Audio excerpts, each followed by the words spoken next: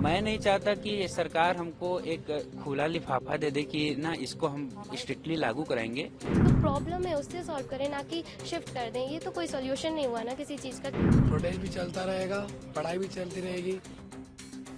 छात्रों ने ठाना है न रुकेगी लड़ाई और न ही पढ़ाई।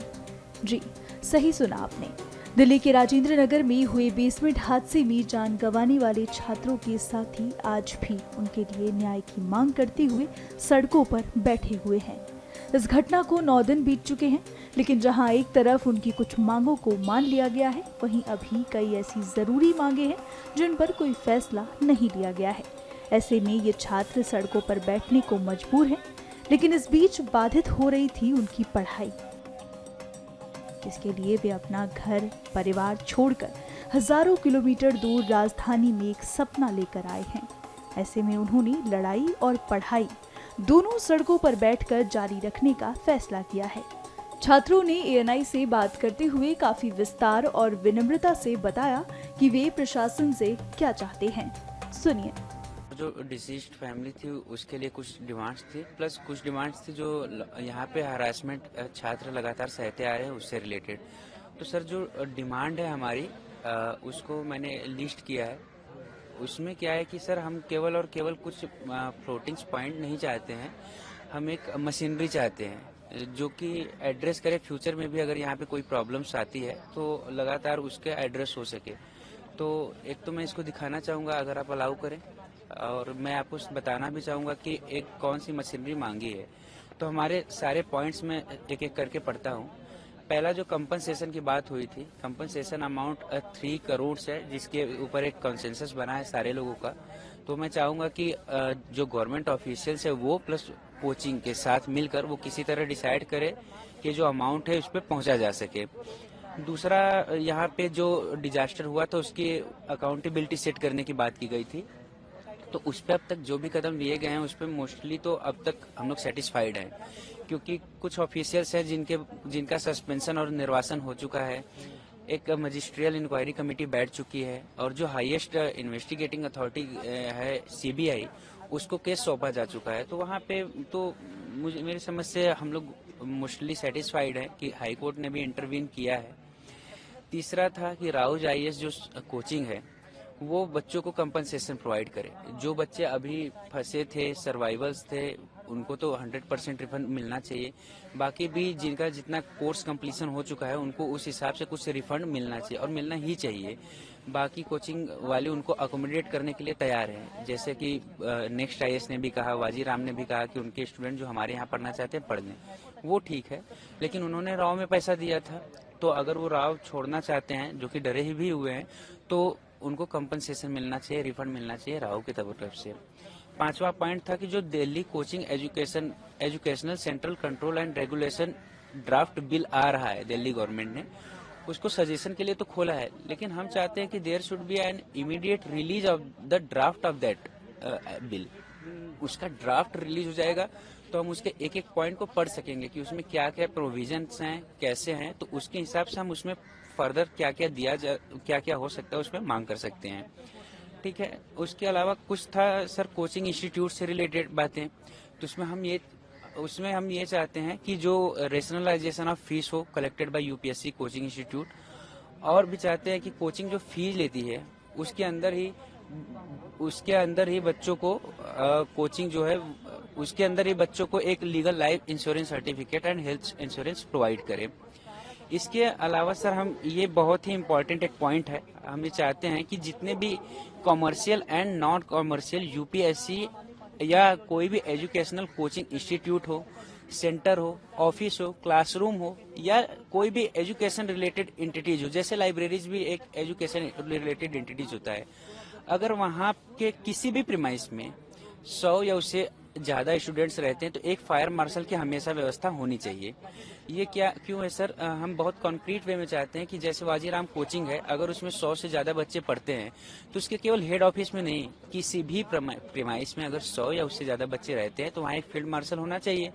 अब चाहिए कि उसकी अकाउंटेबिलिटी सेट हो, तो उनकी अकाउंटेबिलिटी सेट होने के लिए हम चाहते हैं कि उनका रेगुलर एक मॉक ड्रिल्स हो, ऑडिट किया जाए, जो उनके फायर इक्विपमेंट से वो काम कर रहे हैं या नहीं, और उनकी फिजिकल प्रेजेंस है जो उसको मैंडेटरी किया जाए कि वो यहाँ पे रहे, बस ये वादों में ना हो। छठवां, एक रेंट के ऊपर बात हुई थी कि रेंट बहुत ज्यादा है। बिल्कुल, पीजी का रेंट बहुत ज्यादा है और यहाँ पे लाइब्रेरीज का भी रेंट अब बढ़ रहा है। तो उसके लिए Delhi rent control act and provisions, eviction rules already हैं। तो मैं नहीं चाहता कि सरकार हमको एक खुला लिफाफा दे दे कि ना इसको हम स्ट्रिक्टली लागू कराएंगे। उसके लिए भी हमने एक मशीनरी की मांग की है। हमारा मांग क्या है कि एक ऑफिस होता है already rent control and monitoring commissioner का, हम चाहते हैं कि उसकी एक डेस्क यहाँ पे खोल दिया जाए। अगर आप एक all of a sudden new office नहीं प्रोवाइड करना चाहते हैं तो हर वार्ड में एक कॉमन सर्विस सेंटर की ऑलरेडी एक व्यवस्था होती है, सारे वार्ड्स में होती है। कुछ एरिया में ऑलरेडी एक गवर्नमेंट डेजिग्नेटेड वो ऑफिस होता है। आप उसमें एक डेस्क दे दीजिए जो रेंट कमिश्नर का हो, उनके सबऑर्डिनेट्स आकर बैठेंगे। उसके अलावा हमने इसकी एक मशीनरी सोची है कि जिसके कारण उनकी भी अकाउंटेबिलिटी फिक्स हो। अब वो कैसे होगा कि जब भी कोई अपना ग्रीवांस लेकर उनके पास जाएगा तो उनको कुछ टोकन जैसा प्रोवाइड हो जाए उनके ग्रीवांस के बदले। तो जो उनका ग्रीवांस है वो एक जगह पे नोट हो गया, एक रजिस्टर बन गया। और जो गवर्नमेंट मशीनरी में होती है तो कि क्वार्टरली या 2 मंथ 3 मंथ पे उसकी एक ऑडिटिंग हो जाए। तो जब एक ऑफिशियल डेजिग्नेट हो गया, यहाँ पे बैठने लगा, प्लस उसकी ऑडिटिंग हो जाएगी तो उसकी अकाउंटेबिलिटी सेट हो जाएगी। तो उससे एक फायदा क्या होगा सर कि अभी अगर गवर्नमेंट कह भी देती है कि नहीं हम सारे रूल्स बहुत ही स्ट्रिक्टली इम्प्लीमेंट कराएंगे और बाद में मुकरने का उनके पास कोई ऑप्शन नहीं है, तो हम ये चाहते हैं कि एक ऑफिस यहाँ पे हो जाए। तो ग्रीवांस रिड्रेसल सेल जो है वो हमारा सर सबसे ज्यादा इम्पोर्टेंट पॉइंट है। और इसके का कैसे अकाउंटेबिलिटी के साथ ये सेल काम करे, हमने उसको लेकर कुछ सोचा है। क्योंकि हमारी मांग केवल ग्रीवांस रिड्रेसल सेल स्टैब्लिश करना नहीं है, एक अकाउंटेबिलिटी तो फिक्स होना चाहिए कि कल को ये डिजास्टर ना हो। तो हम चाहते हैं कि 2 तरीके के ग्रीवांस सेल बने, एक ऑफलाइन एक ऑनलाइन। ऑफलाइन में 2 लेवल होना चाहिए, एक कोचिंग इंस्टीट्यूट के लिए और एक ORN के लिए। जो कोचिंग इंस्टीट्यूट का ग्रीवांस रिड्रेसल सेल बन रहा है उसमें भी हम फर्दर चाहते हैं कि हर कोचिंग के पास एक ग्रीवांस रिड्रेसल सेल हो। उसकी अकाउंटेबिलिटी सेट करने के लिए वापस वो टोकन वाली व्यवस्था हो तथा टोकन के साथ ही एक ग्रीवांस रिड्रेसल रजिस्टर हो और ऑडिटिंग हो। जो एक ORN लेवल पे बनेगा ग्रीवांस रिड्रेसल सेल, हम सरकारी मशीनरी जो ऑलरेडी है उसी के थ्रू एक सोल्यूशन चाहते हैं। तो जो हमारा एक डिमांड है, हम चाहते हैं कि एक यहाँ पे ऑफिस खुल जाए ग्रीवांस सेल का। अगेन अगर वो नहीं पॉसिबल है ऑल ऑफ अ सडन, तो जो कॉमन सर्विस सेंटर होता है उसमें हमको एक डेस्क दिया जाए और वहाँ पे भी कोई अगर अपना ग्रीवांसेस एड्रेस करे तो उसके बदले उसको टोकन मिले, रजिस्ट्री मेंटेन हो, ऑडिटिंग हो, ताकि उसकी अकाउंटेबिलिटी फिक्स हो जाए। इसके अलावा चाहते हैं कि ग्रीवांस सेल एक ऑनलाइन भी हो, और वो सबसे इम्पोर्टेंट है सर।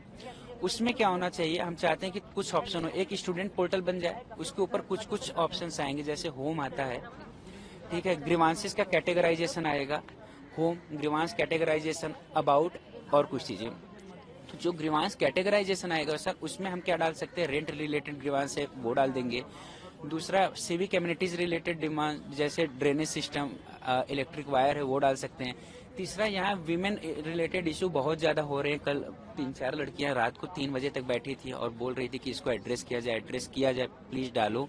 तो उनसे रिलेटेड डिमांड है तो वो कर सके। उसके लिए फिर आगे हमने बताया कि उसमें क्या क्या दे सकते हैं, या तो हम एप्लीकेशन लिख कर उसको हम लोग डाल दें, या तो हमारे साथ अगर कुछ होता है तो फोटो अपलोड करके डाल दें, या टाइप कर सकें, तीनों तरीके से कर सकें। इसके अलावा हमने क्या सोचा एक कि जो वो पोर्टल बने उसमें एक ऑप्शन रेंट कमिश्नर का भी हम डाल सकते हैं। उससे क्या होगा कि अगर रेंट कमिश्नर का कॉमन सर्विस सेंटर में भी आप डेस्क नहीं दे सकते हैं तो हमने वहां भी सरकार को एक सहूलियत दी है कि आप एटलीस्ट उस पोर्टल पे डाल दीजिए, और फिर तो ये कर सकते हैं। और लास्ट एक हमने वो बोला है, जो हमारा लास्ट हमारी तरफ से है, जो बहुत जरूरी है, एक्सेस टू पब्लिक प्रोसिक्यूटर, कि अगर इन सारों के बीच में भी नेक्सस बन जाता है तो जो वो पोर्टल होगा उस पर एक ऑप्शन और पॉपअप होना चाहिए, एक्सेस टू पब्लिक प्रोसिक्यूटर।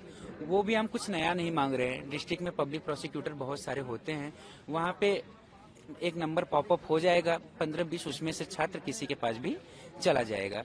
तो ये एक तरीका है। ये अगर कुछ चीजें इमीडिएट बेसिस पे कराना है तो वो सबसे ज्यादा जरूरी है, उसमें से पब्लिक प्रोसिक्यूटर का और ग्रीवांस सेल का वो चाहते हैं। एक लास्ट लाइब्रेरी से रिलेटेड है सर ORN के अंदर 90% लाइब्रेरीज बेसमेंट में ही है, उसको बंद करना असल में तो हमको सोल्यूशन नहीं दिखता अभी इमीडिएट बेसिस पे।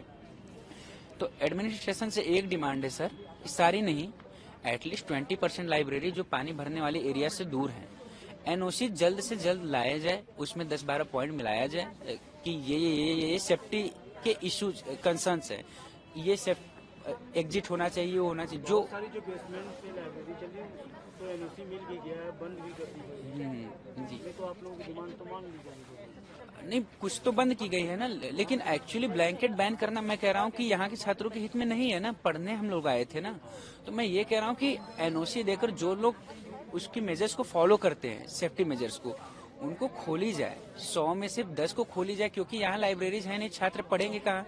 जो फर्स्ट फ्लोर सेकंड फ्लोर पे हैं उनकी प्राइसेस 6,000-7,000 हो चुके हैं। अगर बच्चे चले भी जाएं तो सर सारे एकोमोडेट हो नहीं पाएंगे, क्योंकि पहले 150 लाइब्रेरीज थी, अब 5 बची है। तो ब्लैंकेट बैन की जगह मैं चाहूंगा कि जो लोग पानी वाले एरिया से दूर हैं, एटलीस्ट उसमें क्या हो कि एक एनओसी देकर गवर्नमेंट चालू कराए, व्यवस्था वापस खोलनी ही होगी पढ़ने के लिए। डिमांड्स तो हम लोग देवबंद से बता ही रहे हैं अपनी सारी। हमारी डिमांड्स वही हैं, कंपनसेशन सबसे पहले, जिसका हमें कोई रिटर्न में कुछ भी नहीं मिला है। बाकी जो मैसेंजर आए थे उन्होंने 50 लाख का बोला था, 25 लाख और 25 लाख इंस्टॉलमेंट में, दोनों चीज़ें कि 25 लाख तो तुरंत दे देंगे और 25 लाख देंगे जब वो जेल से निकल आएंगे, जिसका कोई कंफर्मेशन भी नहीं है। और 6 मंथ का गैप, मतलब उन्हें अपनी तरफ से भी कह दिया कि 6 मंथ तो हमें लग सकते हैं बाकी के 25 देने में, फिर आगे 6 मंथ के बाद कह देंगे कि फिर से 6 मंथ लग सकते हैं, फिर बार बार तो प्रोटेस्ट हम लोग करेंगे नहीं आके। जैसे कि लाइब्रेरी बंद हो गई है, अब यहाँ पे हम पढ़ाई करेंगे, प्रोटेस्ट भी चलता रहेगा, पढ़ाई भी चलती रहेगी। हमें तो हमारे डिमांड्स उस दिन से रख रहे हैं ना, हमारी डिमांड्स तो डिमांड्स पे डटे रहे हम, पढ़ाई भी यही करेंगे, पीछे तो हटने का सवाल ही नहीं है। इसीलिए यहीं पे आके पढ़ाई कर रहे हैं, protest should be going on. तो हमारा यही है कि हमारी डिमांड्स पहले से ही वही है, अब भी वही है, वही रहेंगी। कोई कुछ भी बोले, हमें डटे रहना है बस।